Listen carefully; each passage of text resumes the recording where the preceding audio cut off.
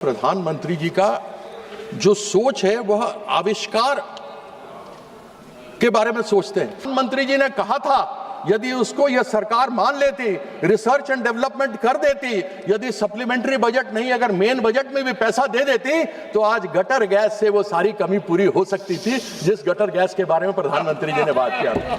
सब घर के नीचे गटर है, सब गटर में डालो, कैसे बताया था, पाइप डाला, कैसे बर्तन उल्टा किया, छेद किया और उसमें से निकलता तो पैसा भी बचता।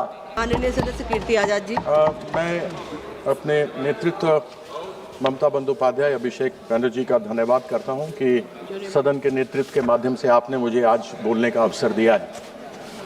वैसे तो मुझे ब्रेकिंग न्यूज से शुरू करना चाहिए क्योंकि अयोध्या में जो भगवान श्री राम का मंदिर बना है वहाँ की सीता रसोई में चूल्हा नहीं जल रहा है। वहाँ पर भी गैस की कमी के कारण से अयोध्या के अंदर श्री राम मंदिर में भोजन प्रसाद बनना बंद हो चुका है। यह परिस्थिति है और संभवतः संज्ञा इसका मंत्री जी देंगे। अभी माननीय मंत्री जी ने कहा कि अंतर्राष्ट्रीय संकट है। मैं मानता हूं अंतर्राष्ट्रीय संकट है, लेकिन अभी 2 दिन पहले माननीय प्रधानमंत्री जी ने एक वक्तव्य दिया था कि कांग्रेस के लोग झूठ बोल रहे हैं, लोगों को बरगला रहे हैं, देश में कोई संकट नहीं है। अब वो बरगला रहे हैं या नहीं बरगला रहे मुझे मालूम नहीं। मैं इतना जानना चाहता हूं कि यदि देश में संकट नहीं है, ऐसा प्रधानमंत्री ने कहा है, तो 65 रुपए प्रति सिलेंडर गैस के दाम क्यों बढ़ाए गए हैं? गरीब आदमी के ऊपर मार क्यों मारी जा रही है? इस विषय के ऊपर सरकार में कोई जवाब देने को तैयार नहीं। आदरणीय जो मुझसे पहले सत्ता पक्ष की तरफ से बोल रहे थे कि सोने के दाम बढ़ रहे हैं। अरे सोने के दाम से मुझे क्या मतलब? मुझे तो मतलब उस गैस सिलेंडर से है जो गरीब आदमी तक के घर तक में जाती है और उसके घर का चूल्हा जलता है। वह बात दूसरी है कि 9 करोड़ गरीब लोगों ने दूसरी बार सिलेंडर जब फ्री में दिया गया था नहीं लिया क्योंकि 1100-1200 रुपए कीमत उसकी बन चुकी है। ऐसी परिस्थिति में मैं क्या कहूं, मुझे समझ नहीं आता। और साथ ही साथ तो मैं यहाँ सभी लोग बैठे हुए हैं, सब जानते हैं और ये पूरा सदन जानता है कि हमारे माननीय प्रधानमंत्री जी का जो सोच है वह आविष्कार के बारे में सोचते हैं। और यदि जो 2017 में प्रधानमंत्री जी ने कहा था यदि उसको यह सरकार मान लेती, रिसर्च एंड डेवलपमेंट कर देती, यदि सप्लीमेंट्री बजट नहीं अगर मेन बजट में भी पैसा दे देती तो आज गटर गैस से वो सारी कमी पूरी हो सकती थी जिस गटर गैस के बारे में प्रधानमंत्री जी ने बात किया। सब घर के नीचे गटर है, सब गटर में डालो, कैसे बताया था, पाइप डाला, कैसे बर्तन उल्टा किया, छेद किया और उसमें से निकलता तो पैसा भी बचता। इतना हमें आयात करने की आवश्यकता नहीं पड़ती। अब यह तो सभी जानते हैं कि यहाँ पर डीएमके के लोग भी बैठे हैं, यहाँ तेलंगाना से भी कांग्रेस के लोग भी बैठे हुए हैं, केरला के भी लोग बैठे हैं लेफ्ट के। बंगला विरोधी ही केवल यह सरकार नहीं है। जहां 21 राज्यों में इनकी सरकार है, चाहे अपनी हो या मिलीजुली एनडीए की हो, वहां पैसा पूरा केंद्र का शेयर मिलता है, लेकिन इन 4 राज्यों में नहीं मिलता क्योंकि कहते हैं यूटिलाइजेशन सर्टिफिकेट नहीं मिला है। और मैं आपको बंगाल के बारे में बताना चाहता हूं कि आज जो आप ये सप्लीमेंट्री डिमांड का लेकर आए हैं, यह लगभग 2 लाख करोड़ का है। नेट जो मांग है वो 2 लाख करोड़ की है और 2022 से लेकर आज तक हमारा पैसा 2 लाख करोड़ पश्चिम बंगाल का बंगला विरोधियों ने नहीं दिया है। ये बोलते हैं हमें उपयोगिता प्रमाण पत्र चाहिए, यानी यूटिलाइजेशन सर्टिफिकेट। इनको यूटिलाइजेशन सर्टिफिकेट दी गई, यूटिलाइजेशन सर्टिफिकेट दे देते हैं, उसके बाद ये जवाब नहीं देते, 6 महीने के बाद कुछ और कर देते हैं।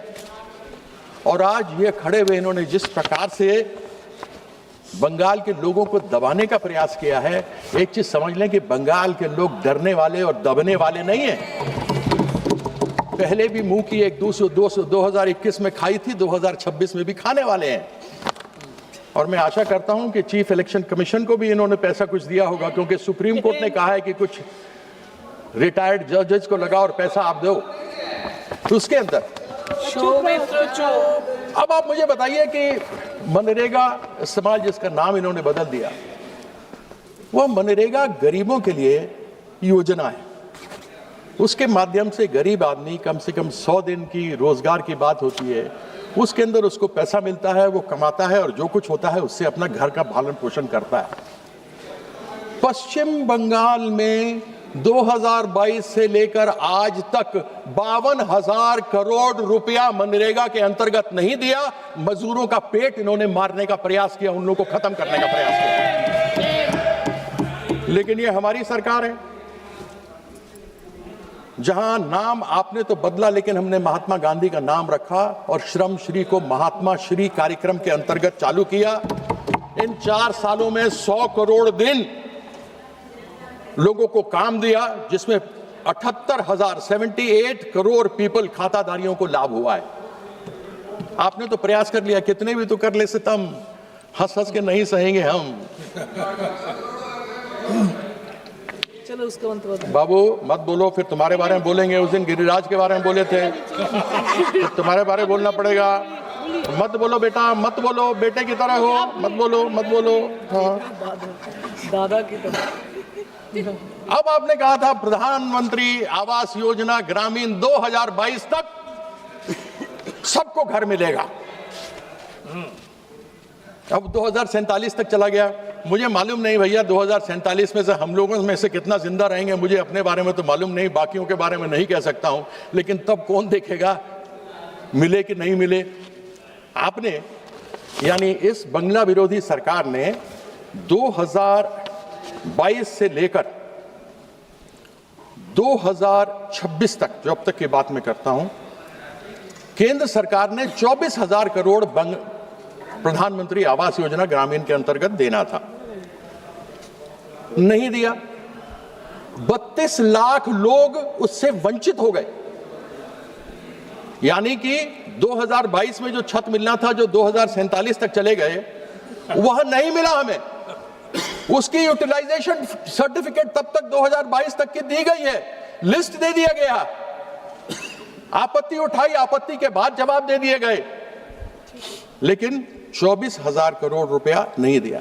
हमारी नेत्री ममता बंदोपाध्याय ने कहा कि हम बंगाल के किसी भी व्यक्ति को, बंगाल में सब जगह के लोग आते हैं, बाहर से भी हैं, केवल बंगाल के नहीं रहते, हिंदी भाषा भाषी बोलने वाले भी हैं।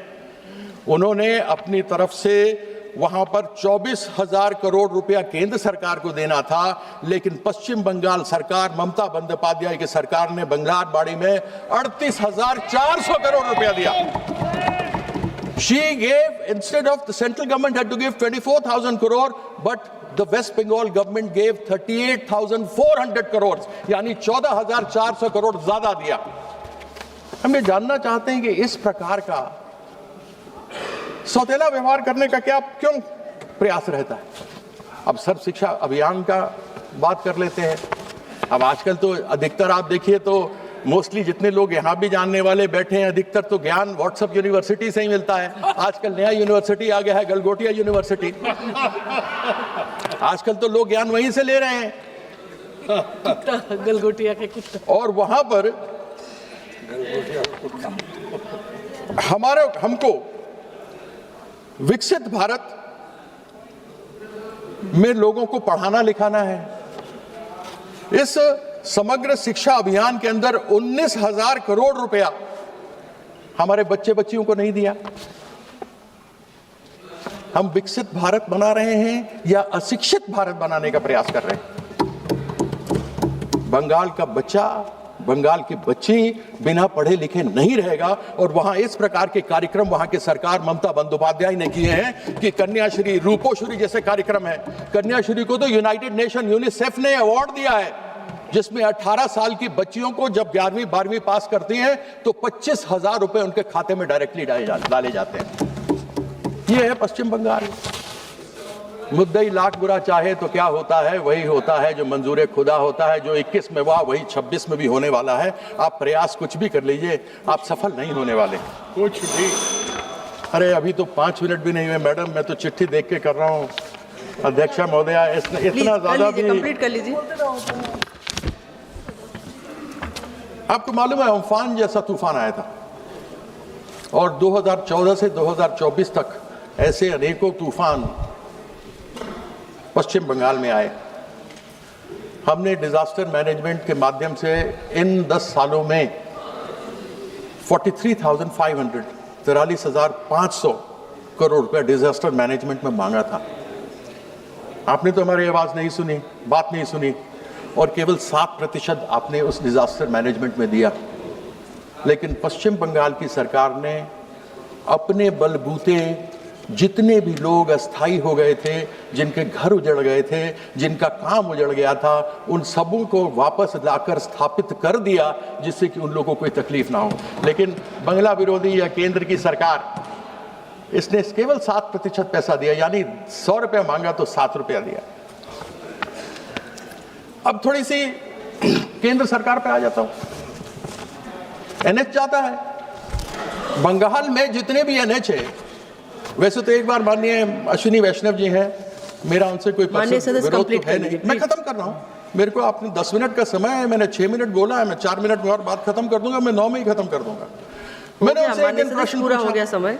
मैंने उनसे प्रश्न पूछा कि आपने अमृत भारत स्टेशन स्कीम के अंतर्गत पश्चिम बंगाल में 101 स्टेशन को क्रमित करने का लक्ष्य दिया था, लेकिन 2023 से 2026 3 साल हो गए, केवल 3 हुए। तो मैंने उनसे ये प्रश्न पूछा, माननीय मंत्री जी हैं, सभा में हैं, संभवतः जो सभापति थे, क्योंकि हल्ला हो रहा था, वो सुन नहीं पाए कि उनका जवाब। मैंने उनसे पूछा था लंदन, वो बात कर रहे थे Tokyo. Looking London, talking Tokyo. कहने लगे यहां ऐसे नहीं हुआ, वहां ऐसे नहीं हुआ। अरे ये बताइए ना, 101 में केवल 3 क्यों हुए? उसका जवाब नहीं था। अब मैं इसके अंदर क्या उनसे पूछूं? NH-19 मेरे यहां जाता है, अभी 14 तारीख को सुना है कि माननीय प्रधानमंत्री जी मेरे क्षेत्र में उसका उद्घाटन करने वाले हैं। NHAI के चेयरमैन आए थे, पिछले साल बोल के गए थे कि टूटा फूटा नष्ट ध्वस्त पुल वहां पर है और इसके ऊपर कार्य नहीं होना चाहिए। वहां पर कोई अशोका बिल्डकॉन करके कंपनी है, वो चलती है, मर्जी से किए जा रही है। आजकल तो स्पेस टेक्नोलॉजी से काम हो रहा है, ड्रोन से सड़कों को देखा जा रहा है कैसे काम करना है। उसी प्रकार से पालसित और दानकुनी, वहां का पूरा का ब्रिज नीचे गिर गया, और इन सबों का जा रहे हैं माननीय प्रधानमंत्री जी। मुझे बड़ी प्रसन्नता है, कुछ तो मिल गया एक बार फिर से इनके बारे में बोलने के लिए। जितना कुछ कहना था वो तो कह दिया। अब केंद्र सरकार की PSUs हैं, मैं खत्म कर रहा हूं। केंद्र सरकार के अनेकों PSUs हैं। मेरी कॉन्स्टिट्यूंसी बर्धमान दुर्गापुर, ये मैं दुर्गापुर क्षेत्र की बात कर रहा हूं। अनेकों बार बात करते हैं विकसित भारत, आत्मनिर्भर भारत। अभी जो समस्या हुई है उसके कारण से हमको फर्टिलाइजर की समस्या होने वाली है, API की समस्या होने वाली है, गैस की समस्या हमको होने वाली है। हमारे यहाँ HFCL था, हिंदुस्तान फर्टिलाइजर कॉर्पोरेशन लिमिटेड, जो हल्दिया में था और यहाँ था, वहां पर 1000 एकड़ जमीन पड़ी हुई है। उस 1000 एकड़ जमीन के अंतर्गत यदि आप चाहते तो फर्टिलाइजर प्लांट शुरू कर सकते थे। हिंदुस्तान ऑप्थेल्मोलॉजिकल ग्लास लिमिटेड वहां पर है, वहां पर मेटल्स एंड मिनरल्स कॉर्पोरेशन है, वहां पर इस प्रकार के अनेकों केंद्र सरकार के जो बेकार पड़े हैं, और राज्य सरकार कहती है कि आप कृपया या तो आप उसके ऊपर काम शुरू कीजिए या हमें वापस दीजिए, जैसे कि हम अपनी इंडस्ट्री खड़ी कर। Thank you.